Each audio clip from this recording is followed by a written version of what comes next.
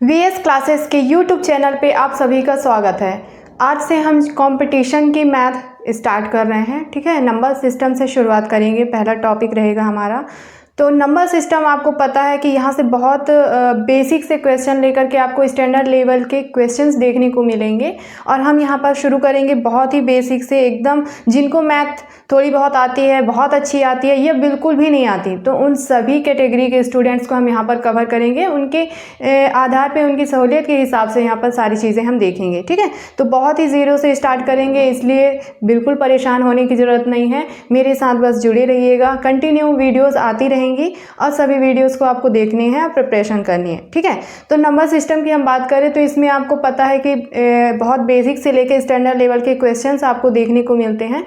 तो अगर आपका जो ये आपका नंबर सिस्टम अगर क्लियर है तो आगे चल के जितने भी आप टॉपिक पढ़ेंगे ना, तो वो सभी इसी से कनेक्ट हैं। अगर आपको नंबर सिस्टम बहुत अच्छे से समझ में आ गया तो सारे टॉपिक्स भी धीरे धीरे करके समझ में आ जाएंगे। ठीक है, चलिए शुरू करते हैं। सबसे पहले हेडिंग दे देते हैं नंबर सिस्टम।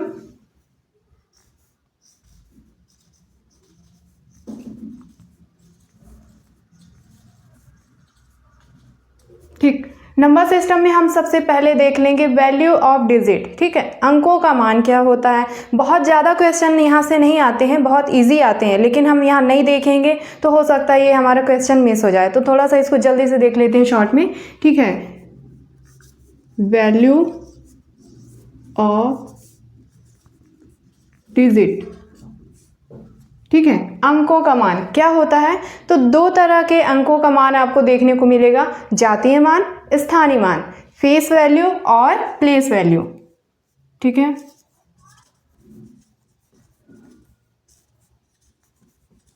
जातीय मान इसे हम बोलते हैं फेस वैल्यू। दूसरा स्थानीय मान,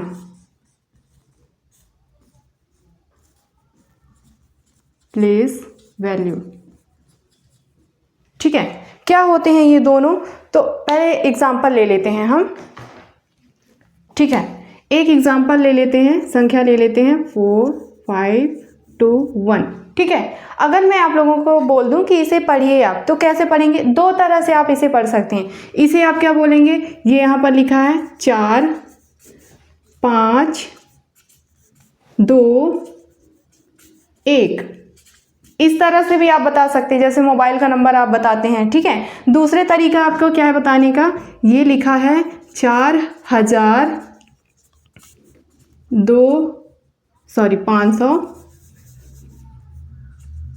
521। ठीक है, तो इस तरह से आप दो तरह से इसे पढ़ सकते हैं। तो अब ये देखिए, जब हम इसे इस तरह से पढ़ते हैं 4 5 2 1, तो ये क्या है, इसका जातीय मान है, फेस वैल्यू है। जो संख्या जैसी लिखी है उसको अगर हम वैसा ही पढ़ें तो वो उसका फेस वैल्यू कहलाता है। ठीक है, ये 1 है, ये 2 है, ये 5 है, ये 4 है। तो ये इस तरह से अगर हम जब नंबर को बताएं तो वो आपका जातीय मान कहलाता है, फेस वैल्यू कहलाती है। ठीक है, दूसरा तरीका 4521, ये जब हम इस तरह से पढ़ते हैं तो ये संख्या का स्थानीय मान कहलाता है। उनके आधार पर हम उनको डिनोट कर देते हैं। अब ये कैसे, उनके प्लेस के आधार पे कैसे हम इसे डिनोट करते हैं। तो आपने इकाई, दहाई, सैकड़ा या इंग्लिश मीडियम वाले वंस, टेंस, 100, 1000 इस तरह से ये पढ़े हैं, तो वो इसे समझ पा रहे होंगे। ठीक है ना, तो ये क्या है, जैसे हम, और एक चीज़ और है, जब भी नंबर्स को हम पढ़ेंगे तो किधर से पढ़ेंगे, उसे दाएं तरफ से पढ़ेंगे। ठीक है, तो ये हमारा इकाई, ये दहाई, ये सैकड़ा, ये हजार, इस तरह से संख्याओं को हम पढ़ेंगे। ठीक है ना, तो यहाँ पर जब हम देख रहे हैं हमने इसे 4000 कैसे पढ़ा, तो देखते हैं इकाई, दहाई, सैकड़ा, हजार। हजार के स्थान पर हमारा 4 है, इसलिए इसे हम 4000 पढ़ रहे हैं। 5 हमारा 100 प्लेस पे है। ठीक है ना, इसलिए इसे हम 500 पढ़ रहे हैं। इसी तरह 21, 2 और 1, इकाई और दहाई, 21 यानी आपका मतलब दहाई के स्थान पे, इसलिए इसे हम 2 को 20 पढ़ रहे हैं और यहाँ पर इकाई के स्थान पर 1 है, तो इसे इकाई 1 पढ़ रहे हैं। तो ये दोनों मिला के आपका 21 बन रहा है। तो इस तरह से इन्हें पढ़ा जाता है। ठीक है, क्लियर हो गई चीज़ें। एक क्वेश्चन देख लेते हैं, आपके लिए स्क्रीन पर दिखाई दे रहा होगा क्वेश्चन। क्वेश्चन है हमारा, 3 से आरंभ होने वाली 3 से आरंभ होने वाली और 5 से समाप्त होने वाली 4 अंकों की महत्तम और लघुत्तम संख्याओं के बीच का अंतर। ठीक है, एक चीज़ और थोड़ा सा यहाँ पर पहले क्लियर कर दूँ इस क्वेश्चन को करने से पहले। ठीक है, अगर हमसे पूछा जाए कि 2 अंकों की सबसे बड़ी संख्या, अच्छा एक ही ले लो, ठीक है, एक अंक की सबसे बड़ी संख्या क्या होगी, तो वो होगी आपकी 9।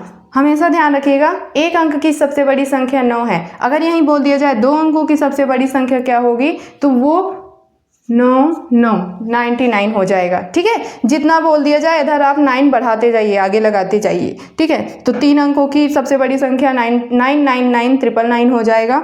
ठीक है, अब यहाँ पूछ दिया जाए कि एक अंक की सबसे छोटी संख्या क्या होगी, तो वो हो जाएगी 1। ठीक है, 2 अंकों की सबसे छोटी संख्या क्या हो जाएगी, तो 1 के बाद आपको 0, 1 के बाद 1 नहीं लेना है, 1 के बाद एक 0। 3 अंकों की सबसे छोटी संख्या 100, फिर 4 अंकों की 4 डिजिट की जो है सबसे छोटी संख्या हो जाएगी 1000। ठीक है, तो इस तरह से 1 के बाद हम जितनी संख्याएं बोलेंगे उतनी हम 0 लगाते जाएंगे। ठीक है, बड़ी संख्या के लिए आपको 9 के बाद 999 लगाते जाना है। इतनी चीज़ें आपको ध्यान रखनी है। ठीक है, अब हम जो है एक क्वेश्चन देख रहे हैं जो आपके एग्जाम में पूछा हुआ है। ठीक, क्वेश्चन है 3 से आरंभ होने वाली और 5 से समाप्त होने वाली 4 अंकों की महत्तम और लघुत्तम संख्याओं का अंतर। ठीक है, और ये क्वेश्चन आपके एसएससी 2015 में पूछा गया है। ठीक, क्वेश्चन क्या बोल रहा है दोबारा से सुन लीजिएगा। 3 से शुरुआत स्टार्ट हो रहा हो, ठीक है, और 5 पे ख़त्म हो रहा होगा, यानी लास्ट में यहाँ पर इकाई में आपका क्या होगा, 5 होगा, और यहाँ पर स्टार्टिंग में आपका क्या होगा, 3 होगा। 3 से शुरू होने वाली और 5 से ख़त्म होने वाली 4 अंकों की संख्या, ठीक है, उनका अंतर क्या होगा।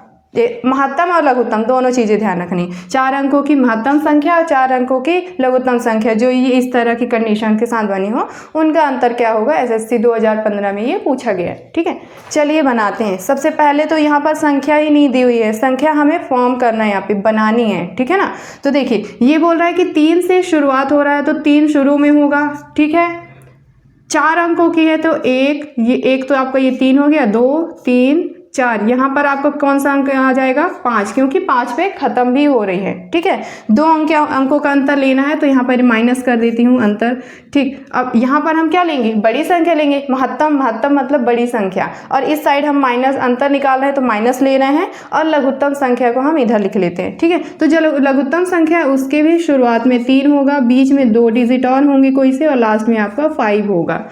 ठीक है, अभी जस्ट हमने देखा कि अगर बड़ी संख्या आपको बनानी है तो क्या लेना है, 999। ठीक है, और छोटी संख्या बनाना है तो 1 के बाद 0 लेना है। लेकिन अच्छा एक चीज़ और, यहाँ पर देखिए 3 स्टार्टिंग में है, 5 जो है आपका लास्ट में है। हमें क्या बनानी है, सबसे बड़ी संख्या और सबसे छोटी संख्या। तो सबसे पहले सबसे बड़ी संख्या बनाते हैं। तो बड़ी संख्या बनाने के लिए हमने बताया है कि जब भी आपको बड़ी संख्या बोले तो आपको 99 लेना है। ठीक है, कंडीशन यहाँ रख दिया गया है कि स्टार्टिंग में 3 होगा तो ये रख दिया। इसके बाद हम क्या लेंगे, यहाँ पर 9 और 9। ठीक है, 2 9 ले लेंगे, तब ये हमारी सबसे बड़ी संख्या बन जाएगी जिसका स्टार्टिंग में 3 होगा और लास्ट में 5 होगा। ठीक है, इसी तरह से सबसे लघुत्तम संख्या लेना है, यहाँ पर स्टार्टिंग में 3 होगा और बाद में 5 होगा। अब देखिए यहाँ पर हम देख रहे थे कि 1 अंक की सबसे छोटी संख्या 1 है, 2 अंक की सबसे छोटी संख्या 1 के बाद 0 ले रहे हैं, लेकिन यहाँ पर 3 पहले से दिया हुआ है तो यहाँ पर वापस से आपको 1 लेने की ज़रूरत नहीं है, यहाँ पर आप ले लीजिए 0 0। ठीक है,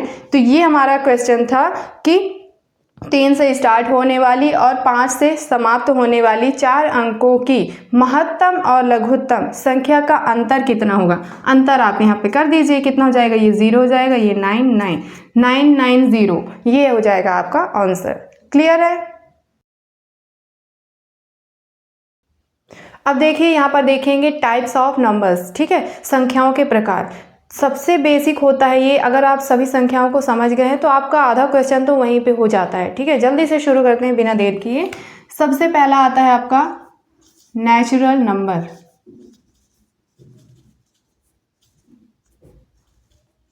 ठीक है, प्राकृतिक संख्या।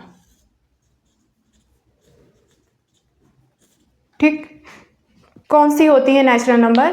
तो वे संख्याएं जिनसे हम किसी न किसी चीज़ों को काउंट करते हैं, सीधा सीधा जिससे हम चीज़ों को काउंट करते हैं। हमारे पास अगर एक पेन है, जैसे एक मार्कर है, तो हम इसे काउंट कर रहे हैं, 2 है तो हम इसे 2 काउंट कर रहे हैं। तो जिस भी नंबर से हम चीज़ों को काउंट करते हैं उसे ही हम यहाँ पर नेचुरल नंबर कहते हैं। यानी कहाँ से शुरुआत होगी? कम से कम 1 होना चाहिए। ठीक है, नंबर है तो कम से कम 1 होना चाहिए। तो 1 से शुरू करेंगे, 1 2 3 4 5 डॉट डॉट डॉट, इस तरह से आपको कहाँ इनफाइनाइट तक नंबर्स मिल जाएंगे। ये सारे नेचुरल नंबर कहलाते हैं। ठीक है, और इसे प्रदर्शित करते हैं एन से, कैपिटल एन से। ठीक, दूसरी चीज़ ध्यान रखिएगा, सबसे छोटा नेचुरल नंबर 1 होगा। ठीक है, और सभी प्राकृतिक संख्याएं क्या होंगी? पॉजिटिव होंगी, धनात्मक होंगी। ये 2 कंडीशन ध्यान रखिएगा, सभी क्या होंगी? धनात्मक संख्याएं होंगी। क्लियर है? दूसरा आता है होल नंबर।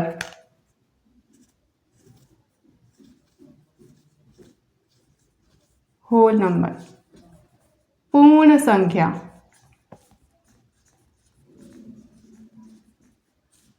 ठीक है, क्या हो जाएगा? कुछ नहीं, सारे नेचुरल नंबर ले लीजिए और साथ में 0 को इसमें शामिल कर लीजिए। ठीक है, तो 0 0 और सभी नेचुरल या प्राकृतिक संख्याएं 1 2 3 4 डॉट डॉट डॉट इनफाइनाइट तक चले जाइए। ये सभी क्या कहलाएंगी? Whole number कहलाएंगी। ठीक है, और इसे हम W से डिनोट करते हैं।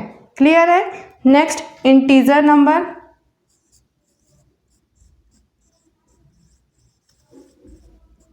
इंटीजर नंबर, पूर्णांक संख्याएं।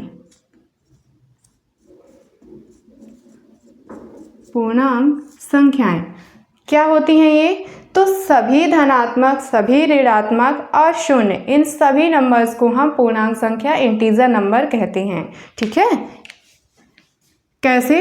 अब जैसे ऋणात्मक संख्याएं हैं तो माइनस कोई भी ले लीजिए, शुरुआत कहीं से, -3 है, -2 है, -1 है, फिर 0 है, 1 2 3 4, इस तरह से आप इधर बढ़ जाएंगे तो आपको इधर और भी नंबर्स मिल जाएंगे। ठीक है ना, माइनस में, और इधर पॉजिटिव वैल्यू से आगे बढ़ जाएंगे। तो इस तरह से आपको ये सभी क्या है? पूर्णांक संख्याएं मिल जाएंगी। इसमें आपको सभी धनात्मक होंगी और सभी ऋणात्मक होंगी। ठीक, इसे हम I से प्रदर्शित करते हैं। क्लियर है? चलिए नेक्स्ट, इवन नंबर।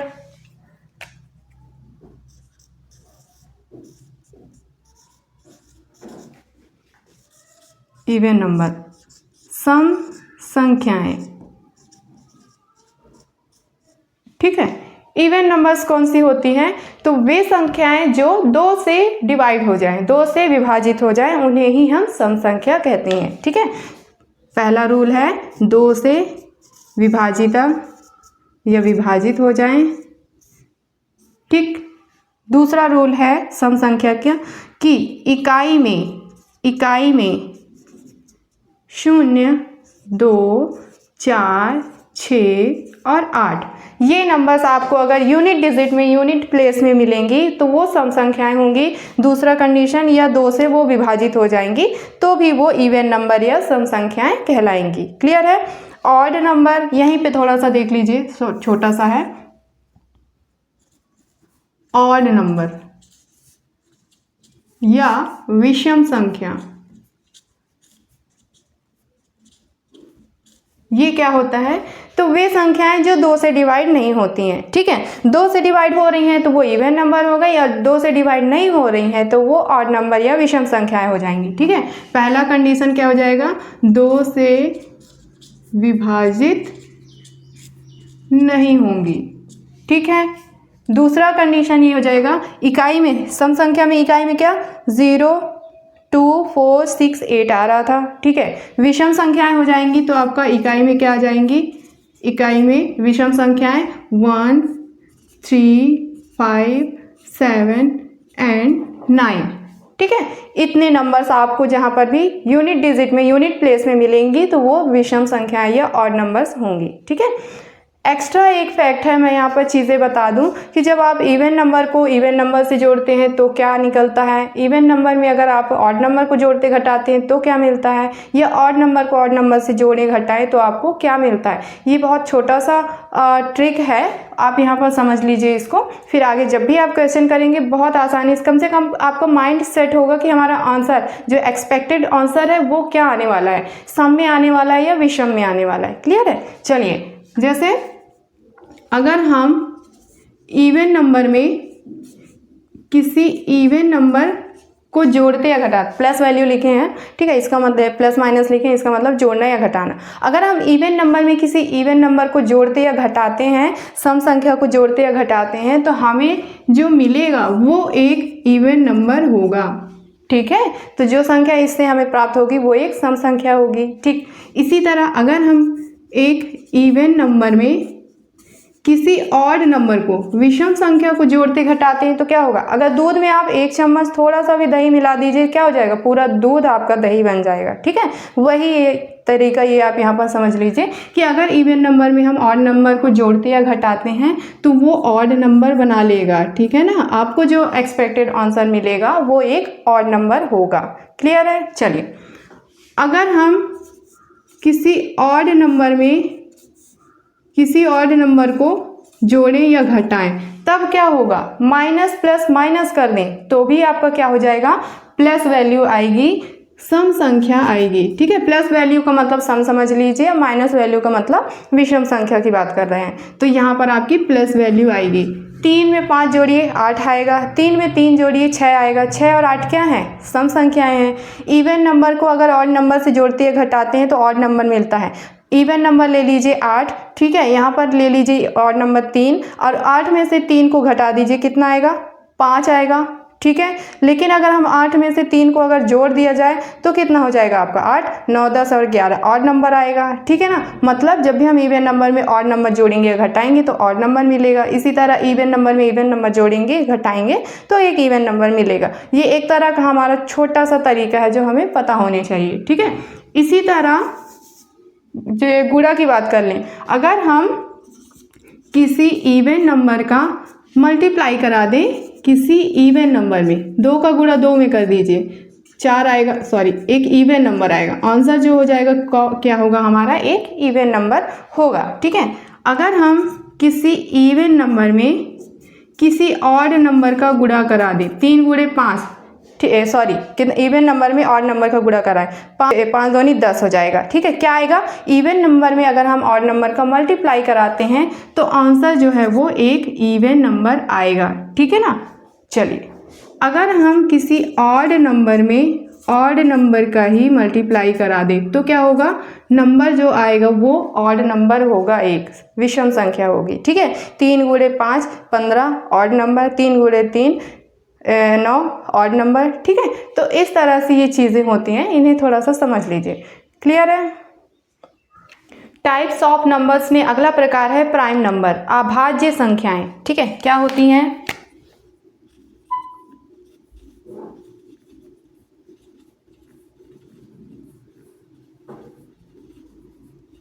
अभाज्य संख्याएं। ठीक है, डेफिनेशन है इसका सिंपल सा, वे संख्याएं जो एक और स्वयं के अलावा किसी अन्य संख्या से डिवाइड ना हो। ठीक है, नाम से ही समझ में आ रहा है, अभाज्य। भाज्य मतलब जिसमें भाग चला जाए, और अभाज्य मतलब जिसमें भाग ना जाए, मतलब एक और स्वयं के अलावा किसी भी अन्य संख्या से जो डिवाइड ना हो उसे ही हम अभाज्य संख्या प्राइम नंबर कहते हैं। ठीक है, एग्जाम्पल देख लेते हैं इसके, जैसे 2, 3, 5, 7, 11, 13, 17 और इस तरह से आपको बहुत सारे नंबर्स मिल जाएंगे जो क्या है, अभाज्य संख्याएं हैं। और ये सभी संख्याएं आप देख लीजिए, भाग दिलाकर देख लीजिए, एक और स्वयं के अलावा ये किसी भी और दूसरी संख्या से विभाजित नहीं होंगी, इसलिए ये अभाज्य संख्याएं हैं। ठीक है, अभाज्य संख्याओं में कुछ ऐसे फैक्ट हैं जिन्हें ध्यान रखना जरूरी है, वो देख लेते हैं। जैसे फैक्ट नंबर 1,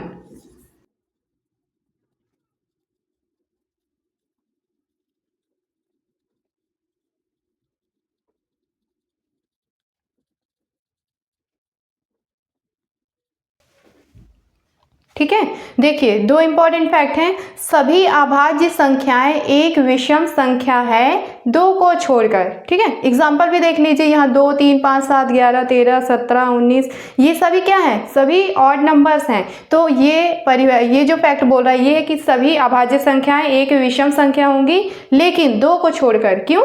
क्योंकि 2 हमारा इवन नंबर है, सम संख्या है। ठीक है, इसी तरह दूसरा फैक्ट है हमारा, 2 सबसे छोटी अभाज्य संख्या है व एकमात्र सम अभाज्य संख्या है। ठीक है, तो 2 जो है सबसे छोटी अभाज्य संख्या है, दूसरा एकमात्र सम अभाज्य मतलब इवन भी है और प्राइम नंबर भी है, तो एकमात्र अभाज्य सम संख्या है वो। कभी भी क्वेश्चन में ये हो सकता है यहीं से आपका फैक्ट से ही उठा के दे दे, सबसे छोटी अभाज्य संख्या जो सम हो, तो वो क्या है, 2 है। क्लियर है? ठीक है, और कुछ चीज़ें हैं जो देख लीजिए, जैसे 1 से लेके 50 तक अभाज्य संख्याएं कितनी होती हैं, 15। ठीक है, 1 से लेकर के 100 तक अभाज्य संख्याएं कितनी होती हैं, 1 से 100 तक टोटल 25। इसका मतलब जो 50 है और 50 से लेकर के 100 के बीच में कितनी अभाज्य संख्याएं होंगी, 10। 1 से 50 के बीच में 15 है और 1 से 100 के बीच में 25, तो 50 से 100 के बीच में जाहिर है 10 है होंगी। ठीक है, 90 to 100 ये ऐसी संख्याओं का सीरीज है। यहाँ पर आपको अभाज्य संख्या केवल एक मिलेगी, वो है 97। ठीक है, तो कुछ ये फैक्ट है, इन्हें ध्यान रखिएगा। चलिए नेक्स्ट देखते हैं। नेक्स्ट है कंपोजिट नंबर, भाज्य संख्याएं। ठीक है,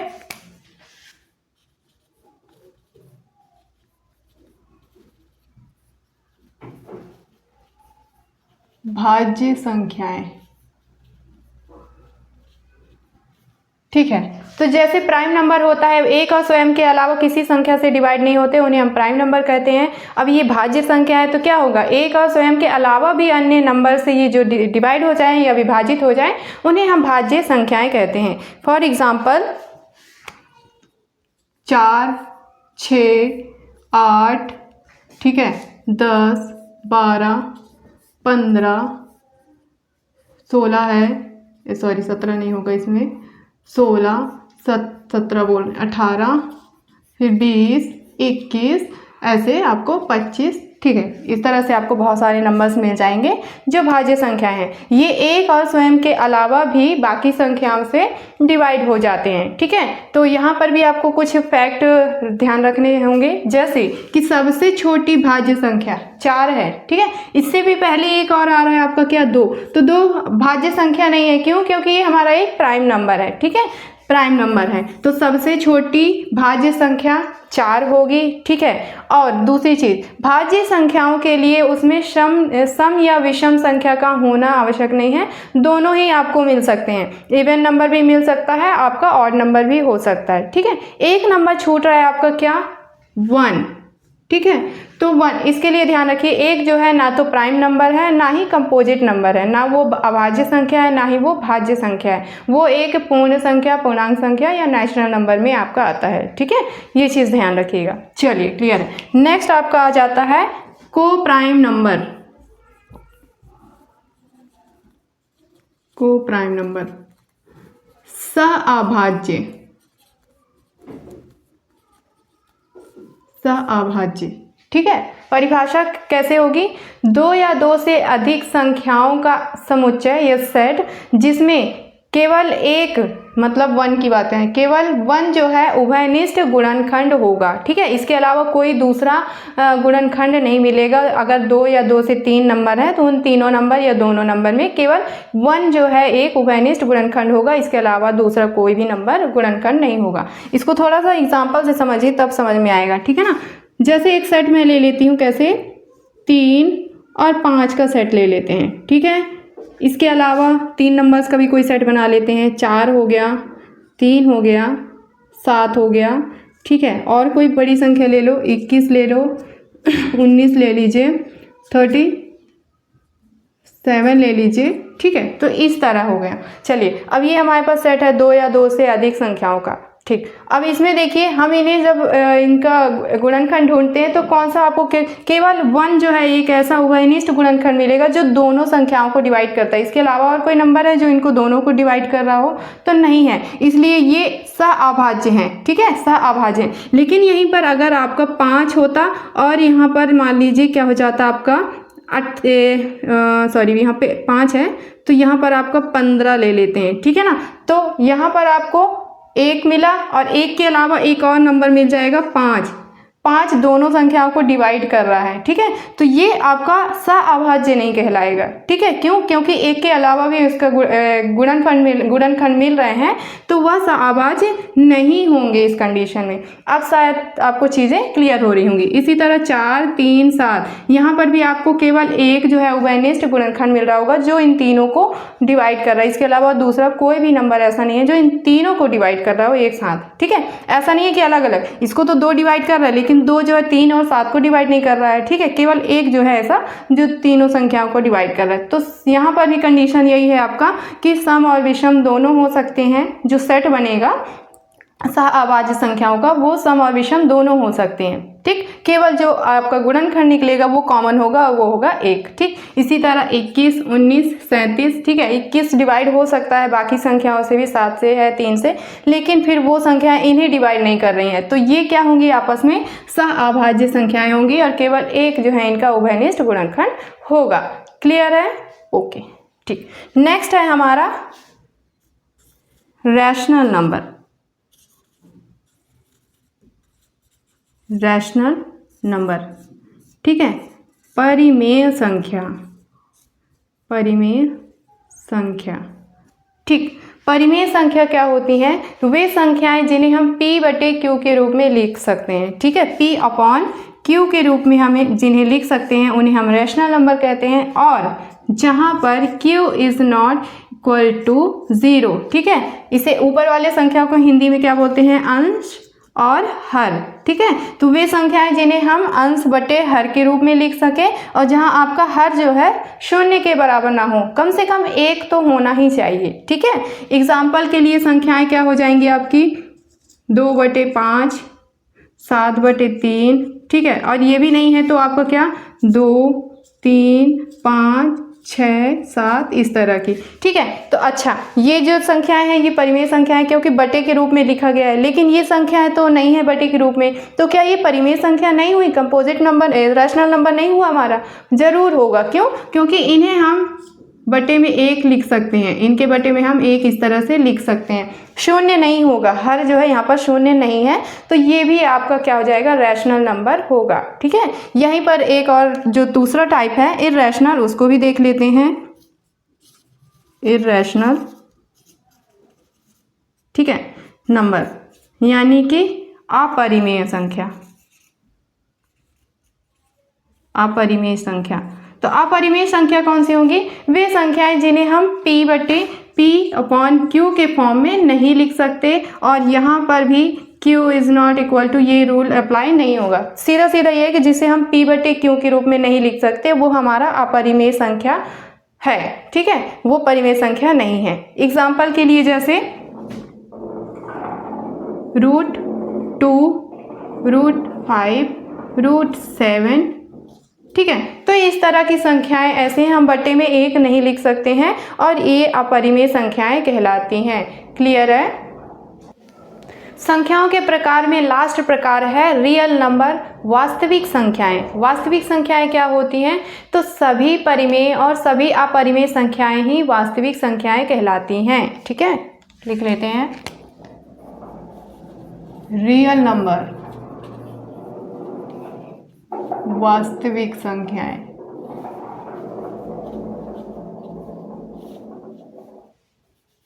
ठीक है, वास्तविक संख्याएं तो सभी परिमेय और सभी अपरिमेय, रैशनल नंबर और इररैशनल नंबर, सभी को हम रियल नंबर यहाँ कह सकते हैं। एग्जाम्पल के लिए क्या आपका, अगर आपका रैशनल नंबर है तो क्या P/Q है, P/Q के रूप में जिन्हें हम लिख सकते हैं तो वह 2, 4, 0 ये सभी हो जाएंगी। ठीक है, इसके अलावा आपका क्या माइनस वाली वैल्यूज 3, -5, -2, ये सभी क्यों? क्योंकि हम इन्हें भी जो है परिमेय के रूप में लिख सकते हैं और ज़रूरी नहीं परिमेय हो या अपरिमेय हो, ये सभी आपकी नेचुरल रियल नंबर कहलाएंगी। ठीक है, इसके अलावा आपका √2 है, √3 है, √5 है। ठीक है, इसके अलावा है 2/3 है, 5/9 है। ये सभी संख्याएं कहना चाहिए जितना हमने अभी तक पढ़ा है वो सभी को अगर हम मिला दें तो वो आपका रियल नंबर कहलाएंगी, वास्तविक संख्याएं कहलाएंगी। ठीक है, चलिए रियल नंबर में कुछ 1-2 फैक्ट हैं, उसे ध्यान रखना है। जैसे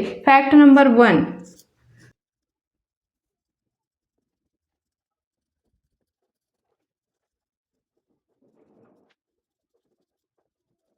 ठीक है, तो 2 फैक्ट है यहाँ पर ध्यान रखने लायक। जैसे सभी प्राकृतिक संख्याएं एक वास्तविक संख्याएं बिल्कुल हैं, 1 2 3 4 5 ये सभी संख्याएं क्या है? वास्तविक संख्या हैं।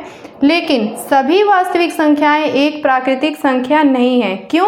क्योंकि इसमें आपका negative value, positive value, rational, irrational, prime, को प्राइम या उससे कंपोजिट, ये सभी आ जाते हैं वास्तविक के अंदर। तो ज़रूरी नहीं है कि ये सभी क्या हों? प्राकृतिक संख्याएं। प्राकृतिक संख्याओं का सिंपल फंडा है 1 से स्टार्ट होती हैं, 1 2 3 और जो भी संख्याएं हम जिनसे हम काउंट करते हैं चीज़ों को, तो वो आपकी प्राकृतिक संख्याएं हैं। तो ये 2 फैक्ट ध्यान रखिएगा। इस पे बेस्ड 1-2 क्वेश्चंस है वो देख लेते हैं।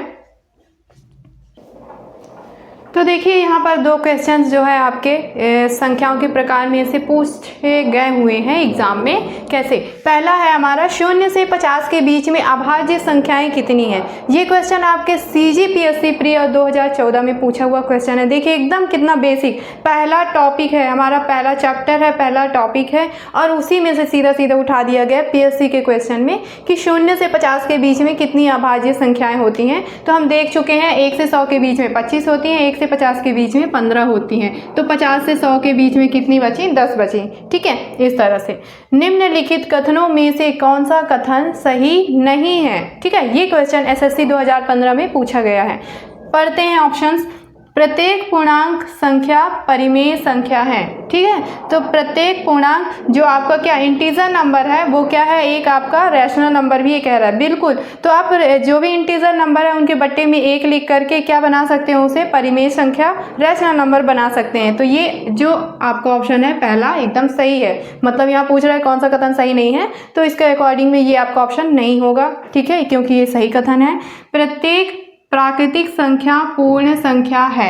ठीक है ना, जो जितने भी प्रत्येक मतलब जितने भी आपको नेचुरल नंबर मिलेंगे वो एक पूर्ण संख्या यानी होल नंबर है। बिल्कुल सही है। ठीक है, क्योंकि हम सबसे पहले नेचुरल नंबर देखे थे, उसके बाद होल नंबर देखे थे, तो जो भी नेचुरल नंबर थे वो होल नंबर्स में भी आ रहे थे। तो ये हमारा सही है, इस ऑप्शन का ये जवाब नहीं होगा। ठीक है, सही है क्योंकि तो प्रत्येक प्राकृतिक संख्या वास्तविक संख्या है।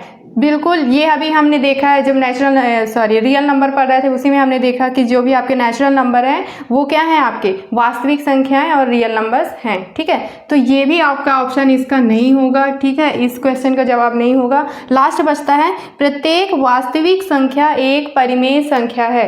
वास्तविक संख्या यानी रियल नंबर, तो हमने रियल नंबर लास्ट में देखा है कि उसमें आपका सभी परिमेय और अपरिमेय संख्याएं आ जाएंगी और ये ऑप्शन बोल रहा है कि प्रत्येक वास्तविक संख्या एक परिमेय संख्या है। तो जरूरी नहीं है कि हर वास्तविक संख्या परिमेय संख्या हो।